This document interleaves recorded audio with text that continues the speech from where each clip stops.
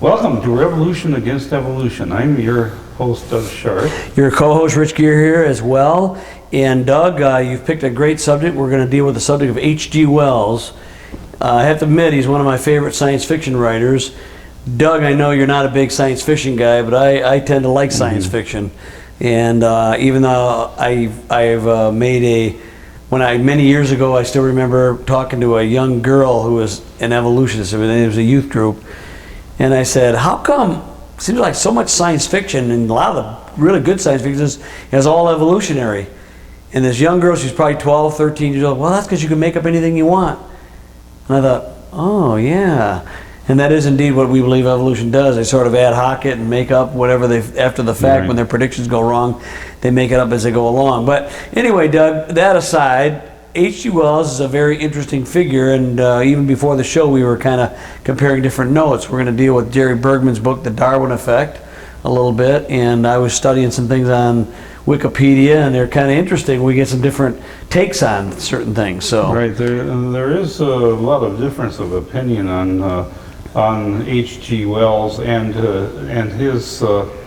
He basically did reject Christianity growing up after reading Darwin, and I guess he was a Darwinist, yeah. And he studied under Thomas Huxley, who was Darwin's bulldog in terms of arguing for Darwin's theory of evolution. And basically, H.G. Wells actually attempted to synthesize Christianity with Darwinism.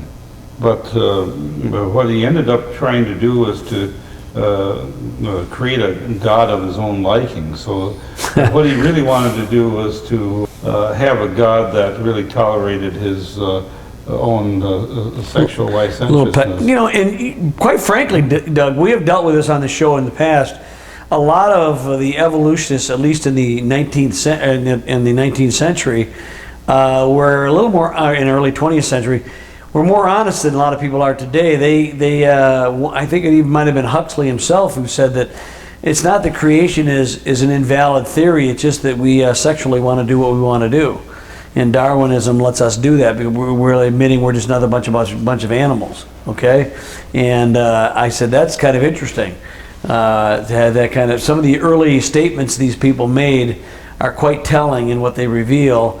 And what I believe is still true about modern evolutionary thinking as well. Well, H.G. Wells had a doctoral thesis that he did under Thomas Huxley, and this is the title of his thesis, and I have to read this. It says, "The quality of illusion in the continuity of the individual life in the higher metazoa with reference to the species Homo sapiens." Wow, that's a mouthful. Okay, translate for our audience, Doug. I don't know if I can. But it says the quality of illusion. In other words, it seems like there's a continuity of individual life in the higher organisms, but he's applying it to man. Okay, and so apparently his thesis was on the racial differences in man. Well, yeah, let me see this here. Let me see if I can. Let me see that title again. The quality of illusion in the continuity of the individual life in the higher metazoa, with reference to the species Homo sapiens. So the higher metazoa is like the more advanced animals based on a Darwinian construct. It would be reptiles, mammals, birds, whatever. And then specifically, he's singling out the Homo sapiens. So he's talking the quality of illusion. So he's saying. Is he saying that it's an illusion, or is he talking about the quality of that illusion? To me, Rich, this is that's kind of a gobbledygook, It's an example of what I call scientific doublespeak. Where you're trying to come up with all this scientific jargon that really sounds more pompous than it actually is. Sounds it sounds pompous, but it's very much it's like obfuscation as well. It's like you're really making things. You could have had a real clear title. And H.G. Wells, quite frankly, was a good writer. I mean, I've read many of his stories. The Invisible Man is one of his famous ones. War of the Worlds, of course, has been done several times. The Time Machine. And let's see, I'm trying to think of some other ones. The First Man in the Moon. He He also did a book called The Island of Dr. Moreau. I remember first seeing that when I was a kid. Bela Lugosi played, and Charles Lawton. This is back in the 30s, and they've done it since, I think, in 1977. They did a remake of it, and they've probably done other ones as well. But it's the idea of a doctor experimenting on animals to turn them into higher life forms. So you had panthers becoming humanized, and they were in a place called the House of Pain. But it's almost like a Darwinian kind of trying to force Darwinian evolution through the vehicle of human intervention. That's what the story of The Island of Dr. Moreau seems to be about. But his writings are, I mean, The Invisible Man and War of the Worlds. Those are classic works of science fiction. He, along with Jules Verne, are really considered the father of science fiction. Okay, and they really are. But later, when you're in the science profession and you're young and impressive, you want to impress other people, and so you come up with titles like this to see if you can. I remember the paper I first published in the Creation Research Society Quarterly. The title of it was "Interdependence in Macromolecule Synthesis: Evidence for Design." Oh boy! And so that was a little bit of had a little bit of science speak in it, and if I were to title it today, I would say zonking amino acids produces a whole bunch of brown sticky goo. Yeah, we used that before too. Well, anyway, the thing is, without trying to disparage H.G. Wells too much, his acceptance of Darwinian evolution, being taught by Thomas Huxley, he knew Francis Galton, and it's interesting because we get a couple of different opposing viewpoints here. One I was looking on Wikipedia, and Doug and I were comparing notes on this.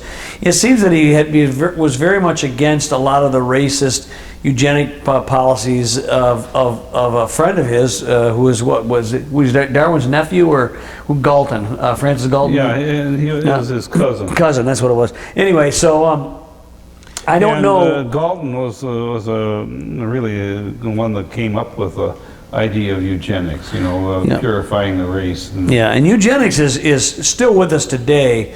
People don't realize how much it is with us today. I mean, the big scandal, Doug, with Planned Parenthood right now, where they're selling body parts. But I said, why are people shocked at this? Because the whole concept of Planned Parenthood comes out of the eugenics movement, which was a purification of the race.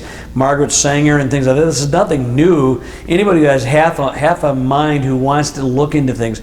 But the fact of the matter is, our hearts are hard, Doug. We want to sexually do what we want to do oftentimes, and we don't like to obey the rules, so we make excuses for great evil. And one of those is killing little babies in the womb because they're not technically people based on a Darwinian construct.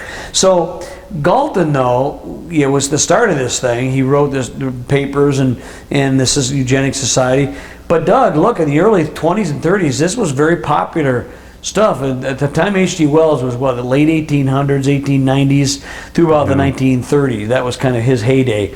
And you think about Time Machine was published in 1895. Yeah, and 1898 was he wrote things. Yeah, so probably maybe even 1910, because later on in his life he lived to 1946, Doug.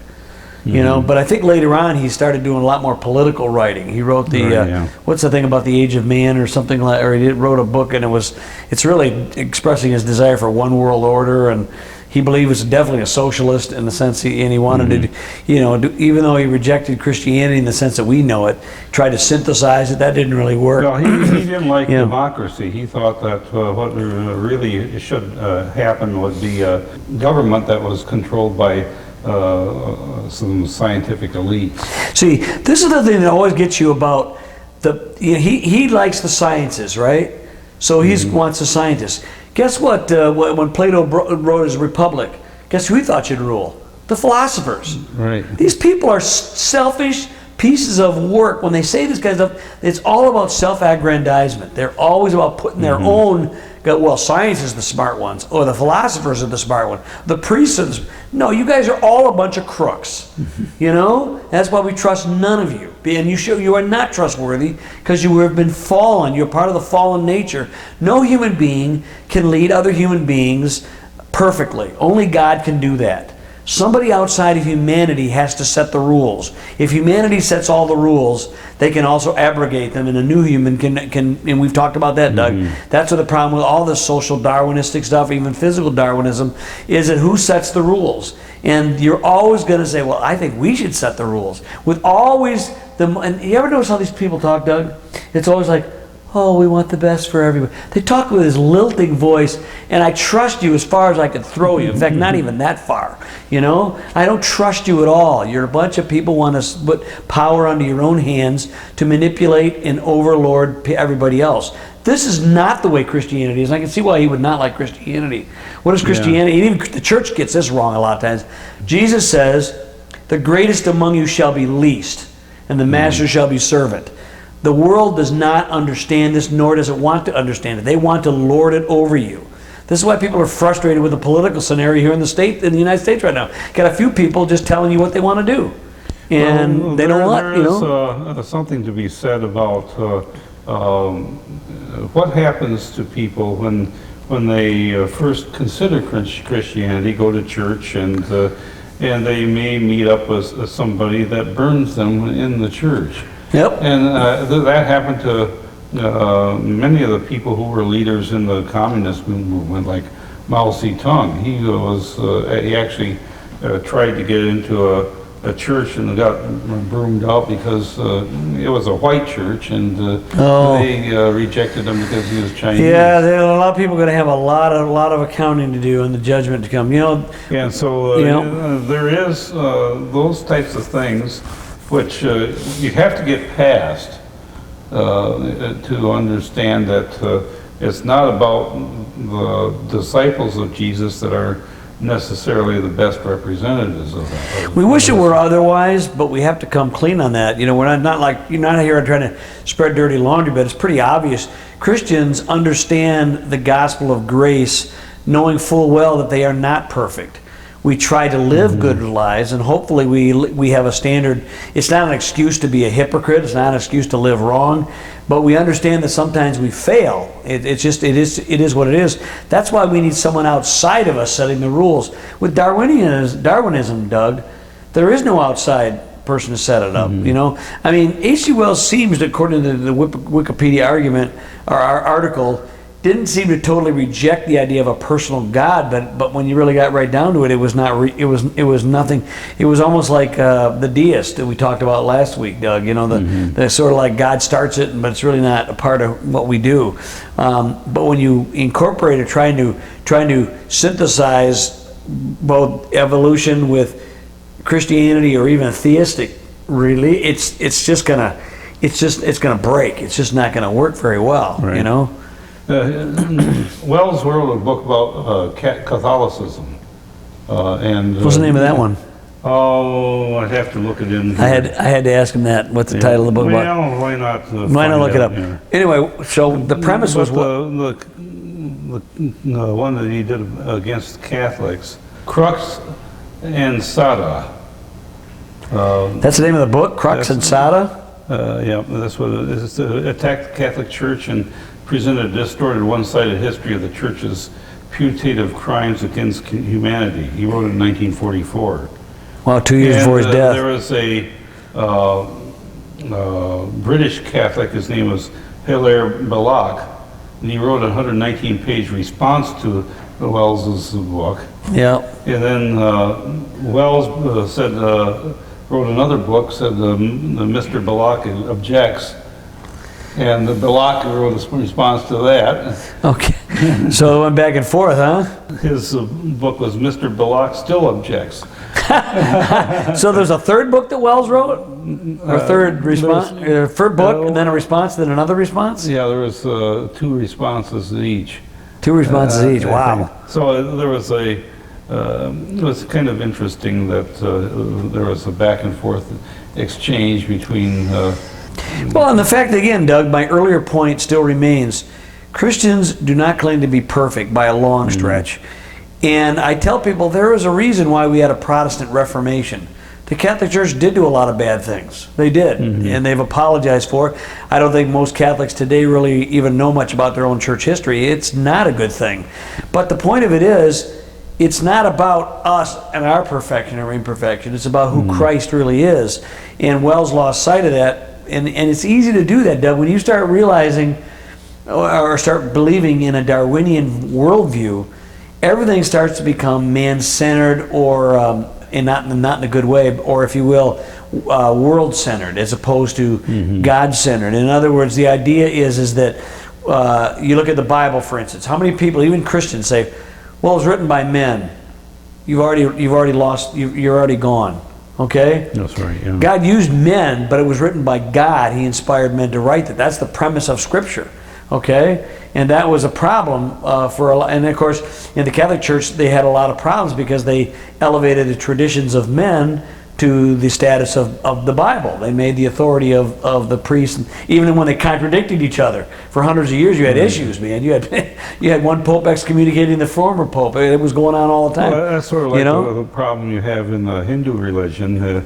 Which God are you going to serve, and what if they contradict? Well, that's because, yeah, they have. In fact, we tell people who are or people from India. Well, I know Joshua Gilbert talked about that, but so Jody Chakravarti you talk about Jesus Christ, and a lot of times they'll say, "Oh yeah, they put it," and they'll convert to Christianity, put him in the pantheon of gods with the 3,000 or 50,000 or however many gods they have. He's just another one up there. He's not. It's not like they don't understand the concept of a single God. Right, that demands obedience and worship, and for him to be worshipped only. There's not a lot of other ones. Of course, so Jesus that's a different says, thing. "I am the way, the truth, and the life, and no man can come to the Father except by me." And yeah, I remember running into a what was it, years ago, Doug? Remember when the Hare Krishna guys were on every street corners there at the airports? And a guy come up to there and they said, and I used that same scripture, and he had no response. I think I was 20 years old at the time. Then I had another one that was at an airport trying to sell me, here, you want the book of the Bhagavadas or whatever they call it, the book, because Hindus are not technically known as the people of the book like the Muslims and the Christians and the Jews, but they do have a book of writings or whatever. And I said, "Oh, all right, I'll look at it." And then he was expecting me to pay for it. I said, "No, I'm not going to buy for this junk. I'll study it, but I'm not gonna subsidize you." And he took the book back. Well, that was so. Yeah, he was offering to give me the book, but no, I had to give him money for it. I said, "No," I said, You were not honest with me. You were not telling me up front. You wanted to send me this book, Speaking of books, much of the materials that we've gotten for some of our shows is from Dr. Jerry Bergman's book, The Darwin Effect. That's his latest book, right? This is, no, I guess he's got a new one out. He's got another one out? This guy is amazing. It's in proof, actually. Okay. He's given me the manuscript to look at, which I haven't done yet. I promised I'd do that, but he says review this guy first. But not Orson Welles. That was a Freudian slip, Well, he's coming up in a few minutes, but Orson Welles? Sure. Well, he did the War of the Worlds. Well, that's true. That's a good point. One Wells to another, Yeah. All right. But H.G. Wells first tried to create a religion, a morality based upon Darwinism. And he realized he could not provide an alternative to morality. He believed that the solution finally was eugenics. And it included mercy killing, sterilization, birth control. He thought that Jews were ugly, even less charitable about darker races. At least that's That's interesting. Yeah, that's what this thing, because at the end of his life, because that is true, at the end of his life, when he found out about the Nazi atrocities, he actually apologized and he changed his mind. He said, "This was. I mean, I think a lot of people got very disillusioned with a lot of socialistic and social Darwinism, and the idea that man was going to solve the way out of the problems. I mean, Wells believed man could solve his own problems, but after the Second World War, the First World War was bad enough, but the second one, I think a lot of them got very disillusioned with the idea that man was ever going to solve it. But they never rejected evolution, as far as I understand. And so it was very disappointing, very disillusioning. I mean, when you get to a point like that, what is that? Who's the one guy who said that the evolution is the acid that rots through the fabric of all things? It does, yeah. And it's just like, and it does. Those who are honest about what evolution is, it is the rot. It destroys every part and parcel of any morality. You have to cling to it to survive, or you have to bifurcate your brain, because when you believe that there's a God who basically is happy with all the death that's going on, and that death is a creative process rather than a destructive one, and an enemy, according to Scripture. It is an enemy, not a creative process, according to Scripture. This is a thing that we have to understand.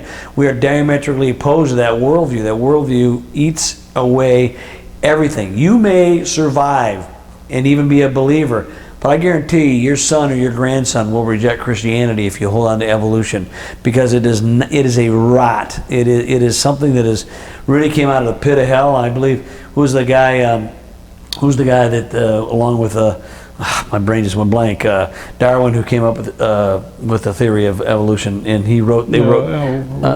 Wallace. Yeah, Wallace. Okay, that's what it was.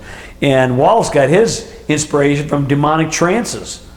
Right. He was going into trance at some pagan, tribes out in Indonesia. Yeah, I mean, it was it's the same virtual idea that Darwin had. You don't think that this is out of the pit? It is, and so we make no apologies for rejecting Darwinian things. It's not to say you can't be a Christian and be an evolutionist, but I'm telling you, you're talking out of both sides of your mouth when you do this. You don't even sometimes realize you are. It's unfortunate. We as human beings, by the way, Doug, are geniuses at doing just that very thing.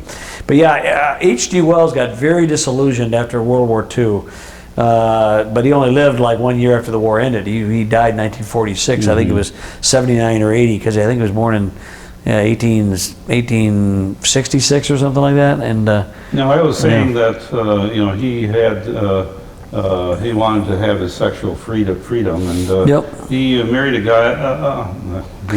Married a gal. He married a gal. His name was Isabel. He's having a heck of a time tonight, I'm telling you. And he also had affairs with about 3 or 4 other women, including Margaret Sanger. Oh boy, Margaret Sanger. Now there is a piece of work. She's lauded as some great woman. She was a harridan. She was about as wicked as you can come, trying to promote her 16 or 14-year-old daughter for birth control so she could do all kinds of sexual liaisons. 14 years old. She was the one responsible for the birth control. She worked on that tirelessly for many, many years so that women could go out and act like as irresponsible as men. And guess what we have now? More abortions, more venereal disease, and more immorality. I'm saying where people are trying to justify and say it's not immoral. It's just the way we are. We're a bunch of animals. So yeah, Sanger was a big eugenics promoter. She believed, in fact, some of her writings, Doug, were horrible. She talked about the black races. She tried to say what we need to do is infiltrate the black churches and get them to subsidize, because we want to get rid of the blacks. And that was her point. The Slavs and the imbeciles, and that's what she was talking about. The mental defectives. They were all one in her book, and there were people that were inferior. And that's right out of the Darwinian textbook. For the development of the superior races. Now, for the end of the show, I like to turn a little bit more towards the science fiction piece. Okay. We talked about the fact that Orson Welles, when he did the radio show The War of the World, scared a lot of people. Yeah, scared a lot of people. In fact, there were some people that died as a result. Yeah, they killed themselves. They jumped out of windows or did so. I mean, I don't know. It was really, yeah. Yep. And the thing of it is I remember growing up. I grew up in the church, and although it really didn't take hold of me until I was in high school that much. There was always this sensitivity I had as a kid, and I didn't understand. I always loved science, but I always wanted to know the truth. And I wasn't interested in science fiction because those are opposites of each other. Well, of course, I would say one thing though. A lot of science fiction becomes science fact later on. Jules Verne, yeah, right. and I mean, we haven't invented a time machine or a formula for invisibility, but we have invented submarines and flying machines and all kinds of stuff. So And there is an element of that, but there's also a demonic presence in a lot of the science fiction stories that are put out, and you know, like there's sort of substituting aliens for God is yeah, you get that. what you have. And I remember talking with one of the people I worked with, and who believed that there was no God; it was just aliens, and so some of that stuff really. So did you ask them where the aliens come from? Right. Well, they have a problem with that, but they think that solves something, you know. Doesn't solve anything. Just begs the question. I remember in the Navy, there was these characters who would go up to Mount Shasta, and they'd wait for the UFOs to come and to take them away, and apparently they never returned. And What? and they were talking about this, you know, traveling with the space aliens, and I overheard these guys in the mess hall talking about this, and I said, "What is this?" Others, you know, there was actually a guy in San Diego who was promoting Jesus Christ was a space alien. Oh, that's been around. That's been around for a long time. The ascended masters, really, those when you deal with that stuff, Doug, you're really dealing with demonic beings. You know, I mean, who was it, Kelly Seagraves, or what? Back years, it was the first one I ever heard that promoted that idea that some of the ufology was really dealing with demonic presences. You know, that really sounds far-fetched, but I'm telling you, it's very wild, some of the stuff that comes up there. Yeah. And so I was sensitive to that when I was a kid, and I said, you know, this just does not feel right. And I avoided stuff like the Twilight Zone and. See, and I loved all that stuff. Yeah, and I'm more of a Gary Bates guy. You know, he likes all that stuff. You know. I just didn't care for it. But I'm going to end the show with something that I got an email today from one of my favorite authors. A creationist, is D. Russell Humphreys. Oh yeah. And he was talking about quantum mechanics. Okay. And quantum mechanics, and somebody was trying to tell him that what he needed to go is into biophysics, because biophysics has they're now proposing quantum mechanics to explain a few things in biophysics. And Humphreys says this: if it stinks, it's chemistry. If it's slimy, it's biology. If it doesn't work, it's physics. I'd rather have something that malfunctions than be slimy. Or stinky. Yeah, right. That's funny. We'll see you next time on Revolution Against Evolution.